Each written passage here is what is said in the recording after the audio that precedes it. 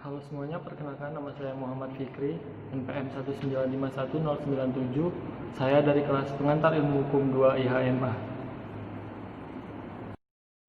Pada proyek ujian tengah semester kali ini, saya akan menjelaskan sedikit tentang apa itu hukum dan mengapa para ahli berbeda pendapat mengenai hukum itu sendiri.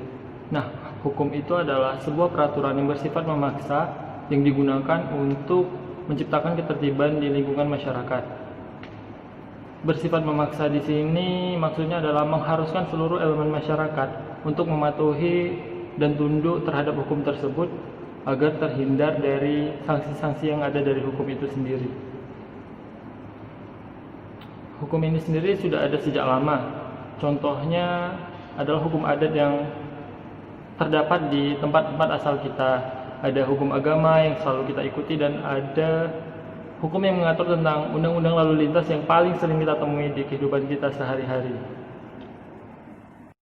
Nah, setelah bercerita sedikit tentang hukum, di sini kita akan kembali lagi ke topik kenapa para ahli itu berbeda pendapat mengenai hukum.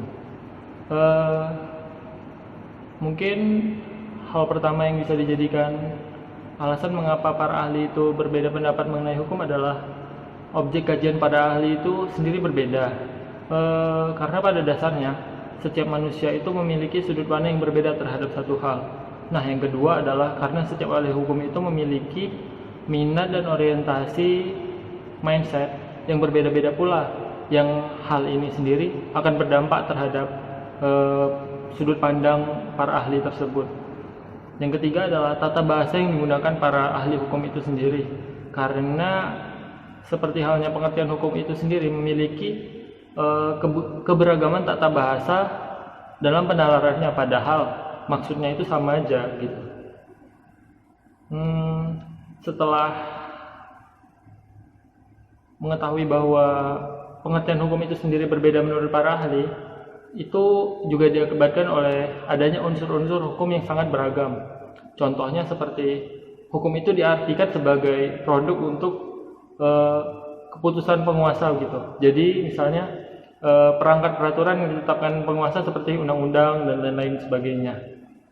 Nah, yang kedua adalah hukum itu diartikan sebagai produk keputusan hakim. Nah, ini sudah tidak asing lagi bagi kita karena putusan-putusan yang dikeluarkan oleh hakim itu kan dikenal sebagai jurisprudensi seperti itu. Nah, yang selanjutnya adalah hukum itu diartikan sebagai petugas. Ini yang paling sering kita temukan di kehidupan kita sehari-hari.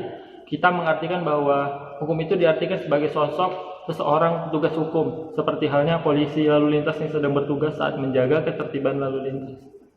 Selanjutnya adalah hukum itu diartikan sebagai wujud atau sikap tindak perilaku seseorang. Nah, seperti kita nih, mahasiswa yang lagi ngekos, kita kan diwajibkan untuk membayar kos seperti itu. Istilahnya setiap orang yang kos wajib membayar uang kos. Nah, sering terdengar pembicaraan dalam lingkungan masyarakat seperti itu. Karena masyarakat itu menganggap ini adalah hukumnya, begitu. Selanjutnya adalah hukum ini diartikan sebagai sistem norma atau sistem kaidah seperti itu. Nah, norma di sini dapat diartikan seperti norma kesopanan, norma kesusilaan, norma agama, dan hukum yang tertulis. Selanjutnya, hukum itu diartikan sebagai gejala sosial. Hukum itu merupakan suatu gejala yang berada di masyarakat sebagai gejala sosial, seperti itu. Nah, hukum ini bertujuan untuk mengusahakan adanya keseimbangan, akan meminimalisir terjadinya konflik di antara masyarakat. Proses interaksi antar anggota masyarakat untuk mencukupi kepentingan hidupnya perlu dijaga oleh aturan-aturan hukum agar hubungan kerjasama antara masyarakat itu tetap aman dan tertib. Nah, saya rasa sekian video saya menjelaskan tentang apa itu hukum dan mengapa para ahli berbeda pendapat tentang hukum. Sampai jumpa di kesempatan lainnya. Terima kasih.